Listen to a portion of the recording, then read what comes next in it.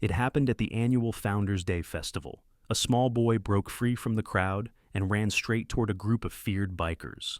Onlookers pulled out phones, expecting trouble. But instead of hiding behind them or asking for help, the trembling child dropped to his knees and made a shocking request. "Please arrest my dad." The bikers exchanged glances as festival security approached. When the well-respected father arrived claiming his son was troubled, something changed in the bikers' eyes. Their next move left the entire town speechless. From which city in the world are you watching this video today? If stories of unexpected courage move you, please consider subscribing to help us share more powerful moments that often go untold. From above, Ravenhurst looked almost peaceful, a small industrial town nestled against rolling hills, the morning sun glinting off the river that once powered its mills.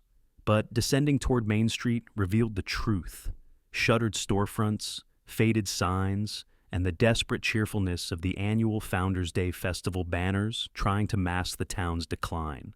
The rumble came first, a distant thunder that made heads turn toward the east end of Main Street.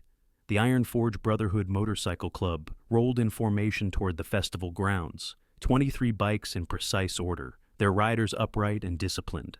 Unlike the chaotic approach many expected from a motorcycle club, they moved with almost military precision. At their head rode Axel Blackwood, the club's president. His silver-streaked beard and weathered face, a map of a hard life lived honorably despite what most of Ravenhurst believed. The patch on his leather vest, a phoenix rising from an anvil, caught the morning light as he signaled the group to their designated spot at the festival's edge. "Remember why we're here," Axel reminded his members as they dismounted and began setting up their charity booth. "Same as every year, raise funds for the veterans' families, keep to ourselves, no trouble." Hawk, a younger member with tattooed arms and watchful eyes, nodded while unpacking donation boxes. "Even if they provoke us?" "Especially then," Axel replied, noting the festival security already watching them warily. Across the grounds, Mayor Prescott Hargrove took the stage for the festival's opening ceremony, his silver hair and tailored suit projecting authority and old-money confidence despite the town's economic troubles. "Ravenhurst stands for traditional values," his amplified voice carried across the grounds. "We protect what matters, we honor our legacy, and we know who belongs." His gaze drifted meaningfully toward the Brotherhood's booth. In the crowd, 8-year-old Theo Hargrove stood perfectly still beside his father, Corbin, the mayor's only son. Unlike the other children fidgeting through the speech, Theo maintained perfect posture, his expression carefully neutral despite the summer heat and his long-sleeved shirt buttoned to the collar. When his grandfather's speech ended, Theo clapped precisely when others did, stopping the moment his father's hand came down on his shoulder with too much force. "Stand up straighter," Corbin Hargrove murmured, his manicured fingers digging into Theo's shoulder. "Everyone's watching." Theo nodded silently, his eyes briefly meeting those of Police Chief Orion Blackwood, who stood nearby. The chief looked away, his jaw tightening almost imperceptibly. As the day progressed, Theo found himself drawn to the festival's edges where the Brotherhood's charity booth displayed photos of veterans and their families. While his father spoke with potential investors, Theo edged closer, watching as a young girl dropped her ice cream cone and began crying. Before her parents could react, Axel Blackwood knelt down, produced a clean bandana from his pocket, and gently wiped her hands before giving her money for a new cone. "That's not what the papers say about them," Theo whispered to himself. "What are you doing over here?" Corbin's voice cut through Theo's thoughts as his father appeared behind him. "These men are not examples to follow." "Sorry, sir," Theo replied automatically, eyes downcast. As Corbin steered his son away with a grip that would leave finger-shaped bruises, they nearly collided with a Brotherhood member named Tempest, the only woman in the group. Her observant eyes noted Theo's wincing, the careful way he moved, and the edge of a yellowing bruise barely visible at his collar.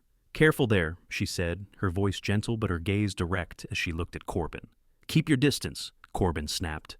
"Mayor's family." "I know exactly who you are," Tempest replied, her eyes never leaving Theo's face.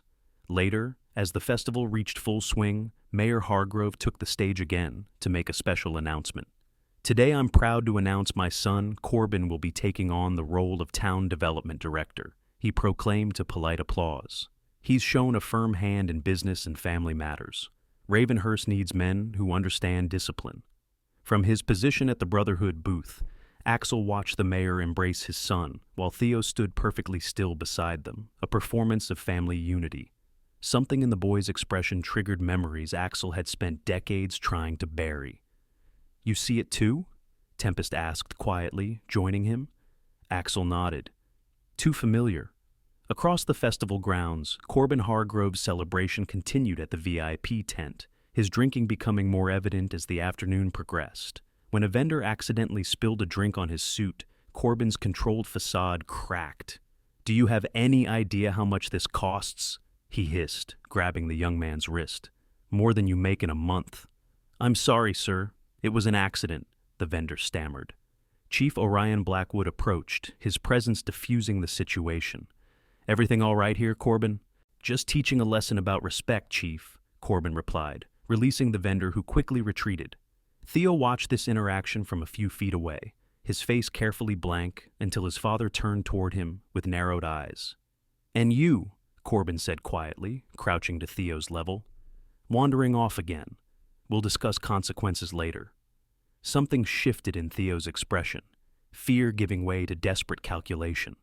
His eyes darted across the crowd until they found the Brotherhood's booth, where Axel was counting donation money with Hawk. Without warning, Theo wrenched free of his father's grip and bolted through the crowd. Festival-goers turned in surprise as the small boy in pressed clothes ran directly toward the leather-clad bikers, tears beginning to stream down his face. "Theo!" Corbin shouted, pushing through the crowd after him. "Get back here now!" But Theo didn't stop. He burst through the invisible boundary that had separated the Brotherhood from the rest of the festival all day, racing directly to where Axel stood. "What the?" Hawk began, but fell silent as the boy dropped to his knees in front of Axel. "Please!" Theo gasped between sobs. "Please arrest my dad. The police already said they can't help us." A stunned silence fell over the nearby crowd as phones rose to record the unfolding scene. "Please arrest my dad," Theo repeated, his voice breaking as he knelt before Axel. "He hurts us when nobody's watching." The festival seemed to freeze around them. Axel lowered himself to one knee, bringing himself to Theo's eye level. "We're not police, kid," he said quietly. "I know," Theo whispered. "That's why I'm asking you instead." The gathering crowd parted as Corbin Hargrove pushed through, his public mask of concern firmly in place. "Theodore, what are you doing? I'm so sorry about this." He addressed Axel with forced joviality. "My son has an overactive imagination. His therapist warned us about these episodes." The boy flinched visibly at his father's approach, shifting closer to Axel. The movement wasn't lost on Tempest, who subtly positioned herself between Theo and Corbin. "Seems pretty specific for imagination," she remarked. "And you are?" Corbin demanded. "Former combat medic, 2nd Battalion," Tempest answered, "specialized in trauma assessment." Phones continued recording as more festival attendees gathered around the unfolding drama. Chief Orion Blackwood arrived, his face tight with conflicting responsibilities. "What's happening here?" he asked, though his eyes suggested he already knew. "Chief," Corbin greeted with visible relief, "thank goodness, my son is having one of his episodes again. These gentlemen are interfering with a family matter." Theo's eyes darted between the chief and Axel, recognition dawning. "You're brothers," he said suddenly. "You have the same eyes." The crowd's whispers increased. Few in town knew of the connection between the respectable police chief and the motorcycle club president. "That's not relevant," Orion replied stiffly. "Theo, your father's worried about you. Why don't you come with me?" "No." Theo backed further into the protective circle of Brotherhood members that had instinctively formed around him. "You already said you couldn't help. I heard you tell my mom that." A ripple went through the onlookers. Mayor Hargrove arrived, flanked by festival security. "What's this commotion? Orion, handle this situation immediately." Axel stood slowly, his full height impressive as he faced his brother. "You already knew?" Before Orion could answer, Mayor Hargrove interrupted. "This is absurd. My grandson is troubled. He needs his family, not a gang of criminals." "I'm not troubled," Theo shouted with sudden ferocity. "I'm hurt." In the shocked silence that followed, Tempest knelt beside Theo. "Would you be willing to show us?" she asked gently. "So everyone can see the truth?" After a moment's hesitation, Theo slowly rolled up his sleeve, revealing distinct bruising patterns, finger marks, belt lines, and older injuries in various stages of healing. Tempest examined them with professional detachment while the crowd gasped. "Those are defensive wounds," she announced loudly enough for the recording phones to catch, and evidence of systematic abuse over time. "This is slander," Corbin snarled, his mask of concern slipping. "Chief, I want these people arrested for interfering with my child." Orion stood frozen, torn between duty and truth. A Brotherhood member named Rook had begun live streaming the confrontation, ensuring it couldn't be buried or forgotten. "Orion," Axel said quietly to his brother, "you can't keep looking away." The mayor stepped forward, voice lowered threateningly. "Remember who approves your department's budget, Chief. Remember who supported your promotion." The festival had gone completely silent, hundreds watching this power struggle unfold. Theo remained in the protective circle of Brotherhood members, Tempest's hand gently on his shoulder. "He has a room in the basement," Theo suddenly said, his voice carrying in the silence. "Behind the wine cellar, it has hooks on the walls and a drain in the floor. Mom tried to stop him once. She's been visiting her sister since then." Even the mayor paled at this specific detail. The crowd's mood shifted palpably, murmurs of concern replacing judgment against the bikers. "That's enough!" Corbin snapped, lunging forward to grab his son. The Brotherhood closed ranks. Hawk and another member called Cypher stepped in front of Theo while Axel faced Corbin directly. "You'll have to go through us," Axel said simply. "With pleasure," Corbin growled, looking to the police. "Officers, do your jobs. Remove these men." Two younger officers looked uncertainly to Chief Orion, who still hadn't moved or spoken. The tension stretched unbearably until another voice cut through the crowd. "I have something to say." Everyone turned to see a woman pushing forward, Lyric Blackwood, Orion's wife, and the mayor's former daughter-in-law. Her presence caused visible shock among the town officials. "Lyric was instructed to stay away," Mayor Hargrove began, but she cut him off. "I was threatened to stay away," she corrected, "just like Theo's mother was, just like anyone who's ever witnessed what happens in that house." She approached Theo, who recognized her with surprise. "Aunt Lyric?" "Hello, brave boy," she said softly before turning to address the crowd. 3 years ago, I tried to report what I'd seen. I was warned that no one would believe me over the mayor's family. I was right." All eyes turned to Chief Orion Blackwood, whose expression had transformed from conflicted to resolute. The weight of years of compromise visibly lifted from his shoulders as he made his decision. "Corbin Hargrove," he announced formally, "step away from the child." "What are you doing?" Mayor Hargrove demanded as his son was separated from Theo. Chief Orion stood straighter, years of deference falling away. "My job, finally?" The crowd had grown still, hundreds of witnesses to this unexpected turn. Corbin's face contorted with rage as he realized his usual influences weren't working. "This is absurd," Corbin sputtered, his composure cracking further. "You have no evidence beyond a disturbed child's claims." "Actually," came a new voice, "we have more than that." The Brotherhood member called Cypher stepped forward, removing what looked like a camera from his vest. "Body cams. Standard procedure whenever we're in public settings. Too many false accusations against the club over the years." "We've documented everything," Rook added, holding up his phone, showing the live stream with thousands of viewers already watching. "Including your threats to the chief just now." Mayor Hargrove's political smile returned, though it didn't reach his eyes. "Let's not be hasty. I'm sure we can discuss this privately." "No more privacy," Axel interrupted. "That's what allowed this to continue." Throughout this exchange, Tempest had remained beside Theo, her training evident in how she kept him calm while documenting his injuries with her phone. Other festival attendees were coming forward now, approaching Orion with their own accounts.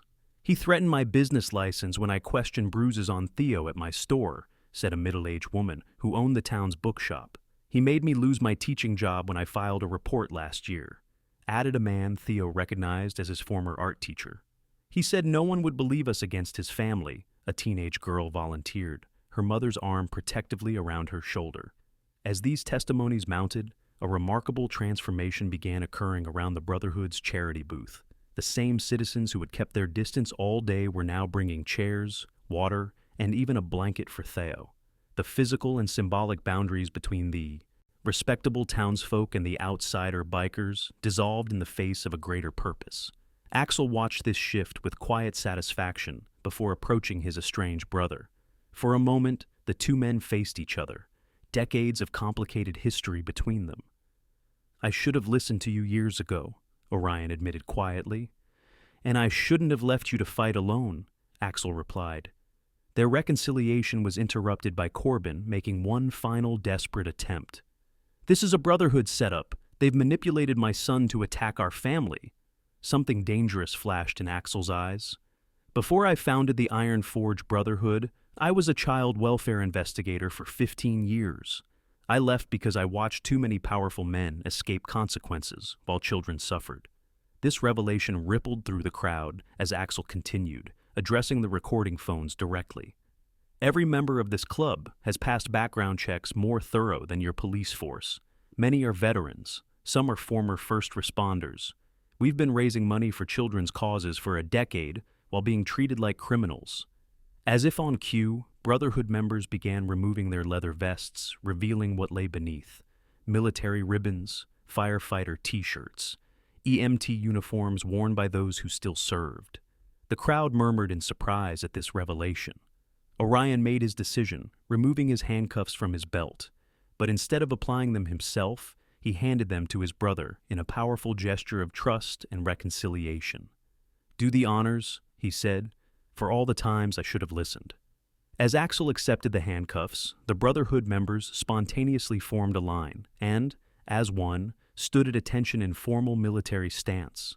When Axel placed the cuffs on Corbin Hargrove, they executed a perfect salute, not to Axel or Orion, but to young Theo, honoring his courage. Mayor Hargrove's face had drained of color. "This is a mistake you'll regret, Orion. I made your career. I can end it just as easily." "Threatening a police officer during an arrest," Orion noted calmly. "Add that to the charges." For the first time, genuine fear crossed the mayor's face as he realized the crowd's sentiment had shifted entirely. The citizens of Ravenhurst were no longer passive observers, but active witnesses, their phones capturing every word and gesture. A young officer approached Orion. "Sir, we've contacted state police as requested. They're sending investigators and child welfare specialists." "Good," Orion replied. "We'll need specialized resources for this case."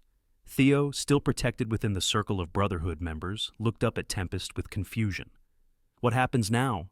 Tempest knelt to his level. "Now you're safe. That's what happens now." "But where will I go?" he asked, the immediate danger passing enough for the longer-term uncertainties to surface. Lyric stepped forward, placing a gentle hand on his shoulder. "You'll come with me for now, if that's okay. I've been certified as an emergency foster parent ever since I tried to help before." Relief washed over Theo's face as he recognized a path forward. Meanwhile, Axel signaled to several Brotherhood members who moved with purpose toward their motorcycles. "Where are they going?" Orion asked. "To find Theo's mother," Axel replied. "If what the boy said is true about that basement, we need to make sure evidence is secured before it can be destroyed." Orion nodded in agreement, the brothers now unified in purpose after years of estrangement. "Take 2 of my officers with them." As Corbin was escorted to a police cruiser, he maintained his composure just long enough to hiss at his son. "This isn't over. You'll regret this." Cypher, still recording, captured the threat. "And that's witness intimidation on camera. Want to go for more charges?" The mayor, seeing his dynasty crumbling, attempted one last power play. "The town council will never support this, Orion. Think about what you're doing to Ravenhurst's reputation." A voice called from the crowd. "Maybe Ravenhurst needs a new reputation."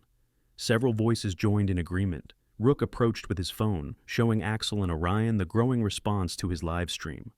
20,000 viewers and climbing. Media outlets are picking it up now.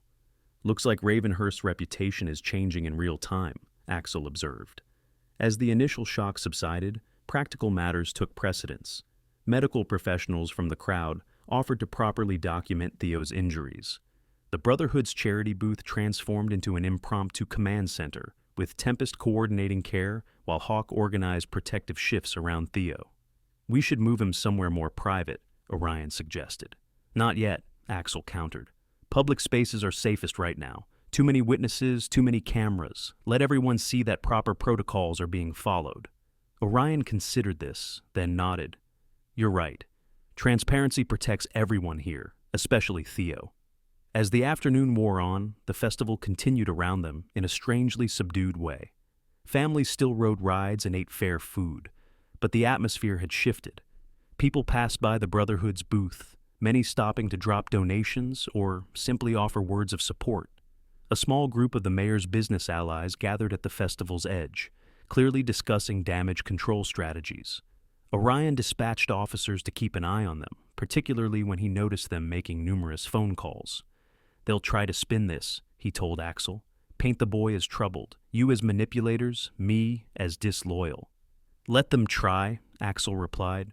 Truth has a way of persisting when enough people witness it. By early evening, state police investigators had arrived along with child welfare specialists, trained in trauma-informed interviewing.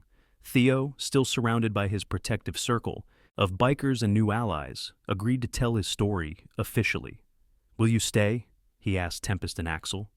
As long as you need, Axel assured him. The interview took place in a festival administrative office, modified to be comfortable for Theo. As specialists gently guided him through his account, his courage never wavered. He described in detail the abuse he and his mother had endured, the threats that kept them silent, and the careful public persona his father maintained. Mom tried to leave 3 times, he explained, but Grandpa always found us. He has friends everywhere. Not everywhere, Tempest reassured him. Not anymore. Meanwhile, reports arrived from the Brotherhood members who had gone to the Hargrove home with police. They had indeed found the hidden room Theo described, exactly as he had detailed it. More disturbing, they discovered extensive surveillance equipment throughout the house, recording devices that had monitored Theo and his mother's every move. Control mechanism, Axel explained to the state investigators. Make them feel there's no privacy, no escape, nowhere to speak freely. More damning still, they located financial records showing payments to several town officials, including 2 officers who had dismissed previous reports about the Hargroves.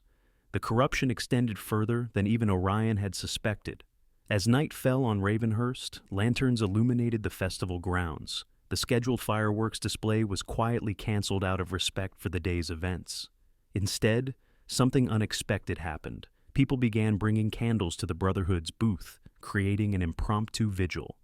What's happening? Theo asked, watching from the office window where his interview had concluded.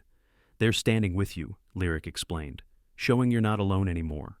The candlelight spread across the festival grounds, a constellation of tiny flames representing a town's awakening conscience. Mayor Hargrove's remaining supporters slipped away one by one as the symbolic gesture grew. Back at the police station, Corbin Hargrove sat in an interrogation room, his requests for his personal lawyer denied due to the lawyer's potential involvement in covering up previous incidents. You've made a catastrophic mistake, he told the state investigator. Do you have any idea who my father is? Yes, sir, we do, the investigator replied calmly. And we're equally interested in speaking with him, particularly about witness tampering and obstruction charges. For the first time, genuine fear registered on Corbin's face as he realized the extent of his exposure. The carefully constructed Hargrove dynasty was collapsing under the weight of finally exposed truth. At the festival grounds, Theo was preparing to leave with Lyric when he suddenly stopped. Can I do something first? He asked. Of course, she said. Theo walked back to where Axel stood with the Brotherhood members. The crowd parted for him, a path of respect opening before the small, brave figure who had risked everything. I wanted to say thank you, Theo said simply. Nobody ever believed me before. Axel knelt down to Theo's level. Thank you for trusting us when you had every reason not to trust anyone. How did you know they would help? Someone in the crowd asked. Theo considered this question carefully before answering. Because they know what it's like to be judged unfairly, to have people look at you and decide who you are without knowing the truth. His words, wise beyond his years, silenced the crowd. In that moment, the transformation of Ravenhurst began in earnest, a town forced to confront its prejudices and the cost of comfortable silence. As Theo left with Lyric, the Brotherhood formed an honor guard along his path. One by one, they stood at attention as he passed, a silent promise of continued protection. Orion joined his brother as they watched Theo drive away. "What happens tomorrow?" he asked. "Tomorrow," Axel replied. "We make sure today wasn't just a moment, that it becomes a movement." The brothers stood side by side as the festival lights dimmed around them, united after years of division. The road ahead would be difficult, confronting entrenched power and systemic failures.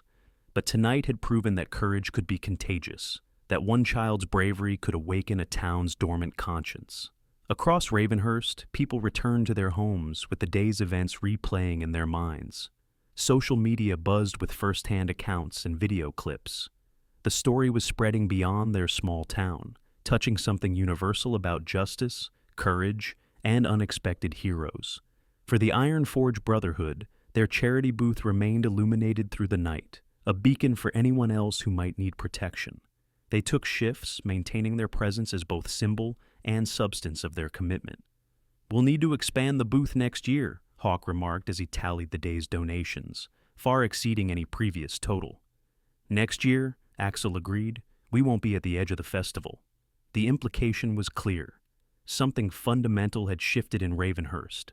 The invisible boundaries that had kept the Brotherhood separate from the town's daily life had been irreversibly breached. What would emerge from that new reality remained to be seen, but the first steps toward healing had been taken. The arrest was only the beginning. In the week that followed, Ravenhurst underwent a reckoning that shook the town to its foundation. The search of the Hargrove home confirmed Theo's descriptions in horrifying detail. Behind the wine cellar's false wall, investigators documented the room exactly as the boy had described, complete with restraint hooks and drainage system. Digital forensics recovered hundreds of deleted surveillance videos documenting years of abuse. Mayor Prescott Hargrove resigned 3 days after his son's arrest, citing health concerns, while avoiding reporters camped outside his gated estate. His political allies scrambled to distance themselves, each claiming ignorance despite mounting evidence of a systematic cover-up spanning years. Theo's mother was located at a private psychiatric facility across state lines. Her supposed nervous condition revealed as injuries from her final attempt to protect her son. When Brotherhood members Tempest and Rook accompanied authorities to bring her home, they found a woman whose identity had been nearly erased by years of isolation and manipulation. "He always told me no one would believe us," she whispered to Tempest during the journey back to Ravenhurst. "That they'd take Theo away if I spoke up. That's what men like him count on," Tempest replied gently. "The silence of good people." The police station became an unlikely gathering place as victims and witnesses came forward, many accompanied by Brotherhood members whose intimidating presence now served a protective function. Tempest's medical expertise proved invaluable in documenting cases, while Cypher and Rook's technical skills helped recover deleted evidence from corrupted devices. Chief Orion Blackwood addressed the town in a formal press conference, his brother standing supportively beside him. "For too long, this town operated on 2 systems of justice," he acknowledged, cameras flashing before him. "Today marks the end of that era. Everyone deserves equal protection under the law, regardless of their name, wealth, or connections." The state attorney general appointed special prosecutors to handle the case, recognizing the web of local conflicts that might otherwise compromise justice. As they dug deeper, the investigation expanded beyond the Hargroves to include several town officials who had buried previous reports and intimidated witnesses. Through it all, Theo remained under Lyric's protective care, gradually adjusting to life without constant fear. Child welfare professionals marveled at his resilience, though they recognized the long road of healing ahead. At night, he still woke from nightmares, but now found comfort rather than more threats.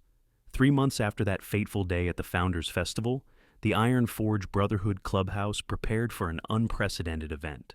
Their compound at the edge of town, long viewed with suspicion by most Ravenhurst citizens, was opening its doors to the community.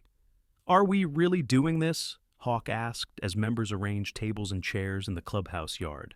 "Letting townies into our space?" "They're not all townies anymore," Axel replied, surveying their work. "Some of them are allies now." The transformation of the clubhouse grounds was remarkable. What had been a utilitarian space of gravel and concrete now featured picnic tables, a barbecue area, and a children's corner with games and art supplies. Brotherhood members had worked for weeks to create this welcoming environment, many, discovering previously unknown talents for carpentry and landscaping.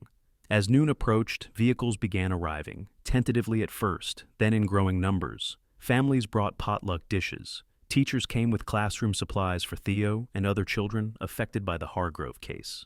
Business owners donated goods and services to the Brotherhood's newly established foundation for child advocacy. What visitors found inside the clubhouse surprised many: walls lined with service photos and commendations, a memorial to fallen military brothers, and community service awards previously hidden from public view. The feared den of criminals revealed itself as something entirely different, a gathering place for those who had served their country and now sought to serve their community. In the clubhouse yard, Tempest led a self-defense class for children, while Theo, now living with his Aunt Lyric and Uncle Orion, demonstrated the techniques to younger kids. His recovery had begun, his nightmares less frequent, his voice stronger each day. "Keep your stance wide," he instructed a small girl who watched him with solemn attention. "And remember, it's okay to make noise, really loud noise." Across the yard, Orion watched his nephew with evident pride. 3 months had transformed his life as well.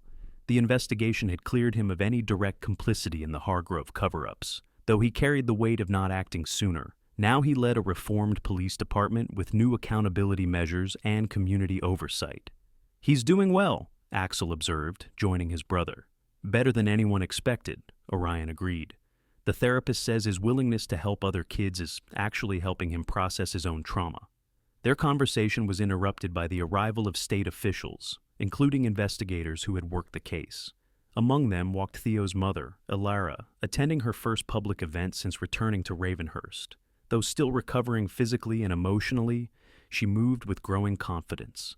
"She insisted on coming today," said her advocate, a specialist in domestic violence recovery.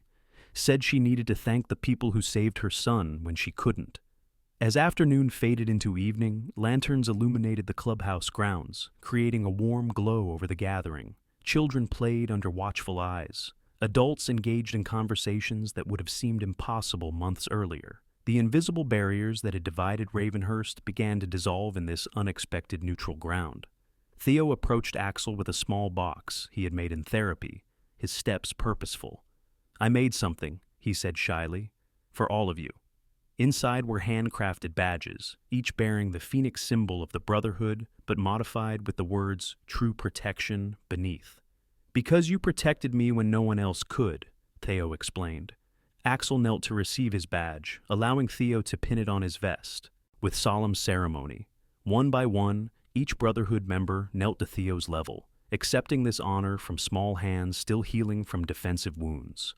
When the last badge had been presented, the Brotherhood members formed a line once more. At Axel's nod, they stood at attention and offered Theo a formal salute, not as a child, but as a fellow warrior who had shown courage beyond his years. "The Iron Forge Brotherhood stands for something," Axel told the gathered community. "Not just for ourselves, but for those who can't stand alone. That's what true brotherhood means." The crowd's applause washed over them, not polite or obligatory, but genuine and heartfelt. In that moment, the transformation of Ravenhurst crystallized into something tangible, a town acknowledging its failures while committing to a different future. As the event continued, Chief Orion took the opportunity to make an announcement. "Today, I'm proud to introduce a new program in Ravenhurst," he said, addressing the gathering. "The Guardian Protocol will train all first responders in trauma-informed approaches to potential abuse cases. No child or victim will ever be turned away or silenced again." He paused, looking directly at his brother and the assembled Brotherhood members. "And I'm even prouder to announce that this program will be co-led by experts from the Iron Forge Brotherhood, whose members have shown us that protection can come from unexpected places." The news traveled quickly through the crowd, cementing the new alliance between former adversaries. For many Brotherhood members, this formal recognition validated decades of community service that had gone unacknowledged. As the evening progressed, Theo found himself seated between his mother and Tempest, watching fireflies rise from the grass beyond the lantern light. "How did you know they would help?" Elara asked her son quietly. "That day at the festival, how did you know to run to them?" Theo considered the question carefully. "I watched them for a long time. They were different than what people said. They looked out for each other, always. And when that little girl dropped her ice cream, Mr. Axel helped her, even though her parents were afraid of him. You saw what others missed, Tempest observed. Theo nodded. People thought they were scary because they looked tough, but Dad and Grandpa always looked nice in their suits, and they were the real monsters. The profound truth in his simple statement silenced both women momentarily. Well, Ilara said finally, squeezing her son's hand, thanks to you, everyone sees clearly now. Later that evening, as the community celebration began winding down, a woman appeared at the edge of the clubhouse property. She stood hesitantly at the perimeter, a child partially hidden behind her skirt. Her eyes darted nervously, the posture of someone accustomed to vigilance. Axel noticed her first, recognizing the look of someone gathering courage. Without drawing attention, he approached slowly, stopping at a non-threatening distance. Evening, he said simply. You're welcome to join if you'd like. The woman swallowed hard. I saw the news, about what happened with the Hargrove boy. Axel nodded, but remained silent, giving her space to continue. My situation, she began, then glanced down at the child hiding behind her. Our situation, it's complicated. Complicated situations are our specialty, Axel replied gently. No pressure, no judgment, just help if you want it. The woman's eyes filled with tears. Everyone in town says you're dangerous. A small smile crossed Axel's weathered face. Only to people who hurt children. From across the yard, Theo spotted the interaction. Without hesitation, he made his way over, stopping beside Axel. The child behind the woman peered out curiously.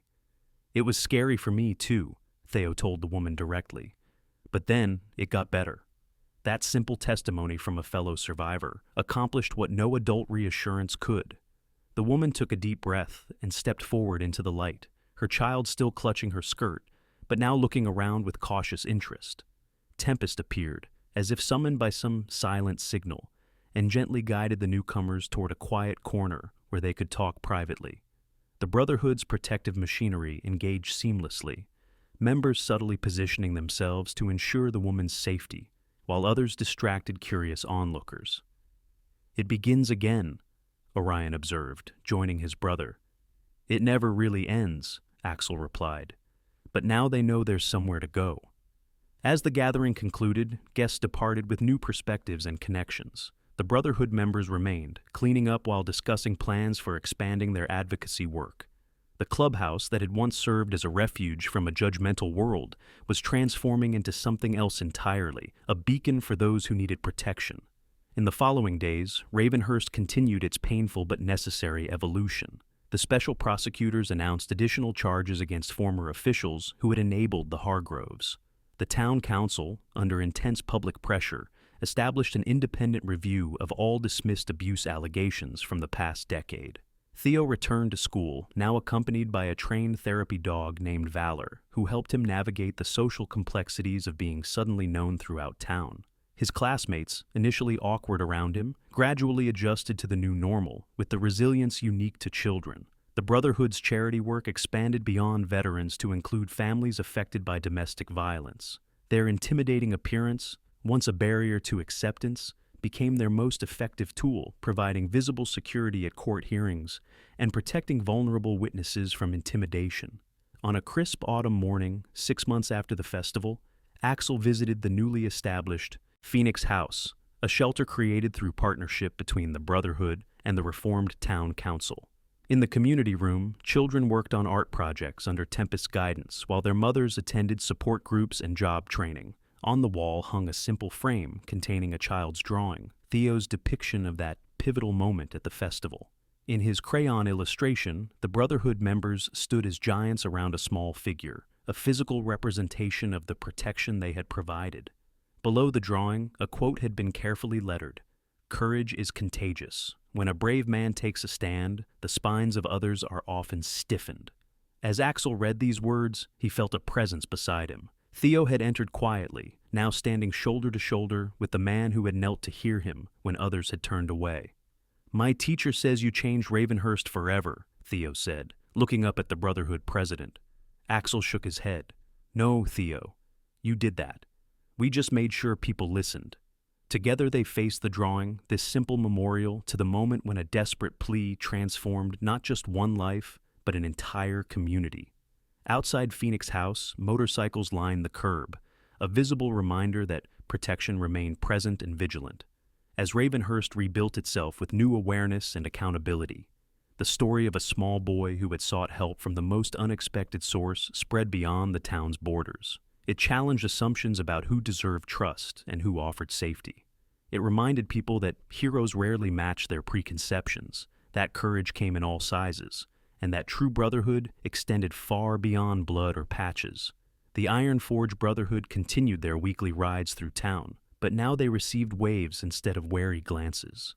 Children like Theo grew stronger in the knowledge that protection existed for those brave enough to seek it, and the phoenix on their patch took on new meaning, a symbol of renewal rising from the ashes of painful truth. From which city in the world are you watching this video today? If this story resonates with you, please consider subscribing to help us share more powerful stories of courage that often go untold.